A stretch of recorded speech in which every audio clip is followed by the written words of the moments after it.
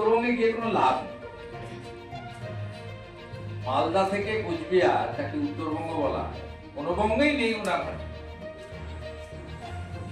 উত্তরবঙ্গ শুধু নয়, মধ্যবঙ্গ, দক্ষিণবঙ্গ, পশ্চিমবঙ্গ কোনো বঙ্গেই নেই।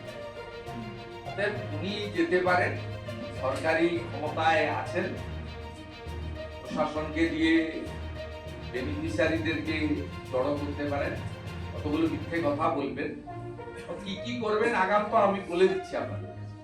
এইসব করতে যাচ্ছেন, এতে কোনো লাভ হবে না, লাভ হবে না। তার কারণ উত্তরবঙ্গের মানুষকে তিনি কার্যত ঘৃণা করেন, অপমান করেন এবং বঞ্চিত করেন। এটা উত্তরবঙ্গের মানুষ ভালো করেই জানে।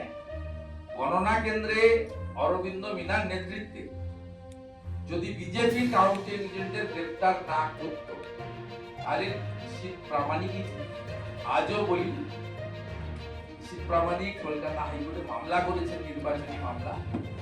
সেই মামলায় যদি রিকাউন্টিং অর্ডার হয়, শীত প্রামাণিক মোট 1960টা বুথ কোচবিহারে, 1700 বুথ গোনা পর্যন্ত নিশ্চিত 60,000 ভোটে গিয়েছে।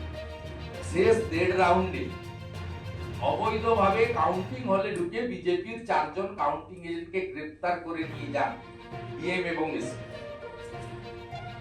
এবং হারানো হয়েছে। তাই কোনো লাভ হবে না। কোচবিহার জেলাতে আমরা 9-0ই করব, একদম নিশ্চিন্ত থাকুন। এবং এসআইআর এর পরে বাংলাদেশি অবৈধ মুসলিম অনুপ্রবেশকারী গড়ে 20,000 থেকে 40,000 কোচবিহারের সীমান্তবর্তী সব বিধানসভা থেকে নাম হবে।